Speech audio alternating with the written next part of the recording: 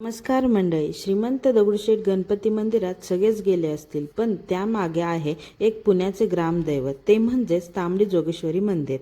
तुम्हाला माहिती आहे का, या देवीला तांबडी जोगेश्वरी का म्हणतात? त्याचे 2-3 आख्यायिका आहेत. कोणी म्हणतं ताम्रसूर नावाच्या राक्षसाचा देवीने वध केला म्हणून तिला तांबडी जोगेश्वरी म्हणतात. कोणी म्हणते देवीचे वर्ण अर्थात रंग तांबडा आहे म्हणून तिला तांबडी जोगेश्वरी म्हणतात. या मंदिरातील देवीची मूर्ती स्वयंभू आहे. नवरात्रीत इथे हजारो भक्तांची रांग लागते.